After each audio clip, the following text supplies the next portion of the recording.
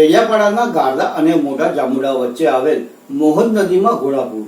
નદીના ઉપરનો મોટો પુલ થયો પાણીમાં ગરકાવ. વાહન વ્યવહાર ખોરવાયો. તો આવો જોઈએ આ એક રિપોર્ટ. નર્મદા જિલ્લાના ડેડિયાપાડા તાલુકાના ગારડા અને મોટા જાંબુડા વચ્ચે મોહન નદીમાં ભારે વરસાદને લીધે ઘોડાપૂરની પરિસ્થિતિ સર્જાઈ હતી. તેમજ નદી ઉપર બનેલા મોટા પુલ પણ પાણીમાં ગરકાવ થઈ ગયો હતો, જેથી વાહન વ્યવહાર ખોરવાયો હતો, જેથી આ અવર જવર કરતા લોકો પર પણ તેની ભારે અસર થઈ હતી.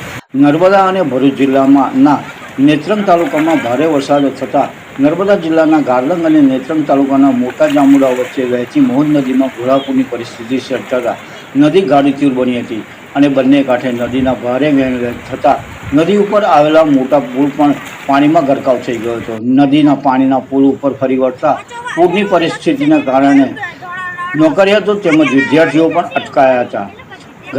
ગારદા અને જાંબુડામાં નદીના કિનારે આવેલા ખેતરોમાં પાણી ફરી વળતા ખેડૂતોને ભારે નુકસાન થવાની ભીતિ સર્જાઈ ગઈ હોવાનું પણ જાણવા મળ્યું છે. તેમજ અનેક ખેડૂતો ખેતીના સાધનો પણ પાણીમાં ગરકાવ થઈ ગયા છે. પૂરની સમગ્ર પરિસ્થિતિને જોતા તંત્ર એલર્ટ મોડ પર આવ્યું છે. ભારે વરસાદને પગલે પાણીની આવક વધે તો નેત્રંગ તાલુકાના મોટા જાંબુડા ગામમાં પણ પાણી ફરી વળવાની સંભાવનાઓ વર્તાઈ રહી છે.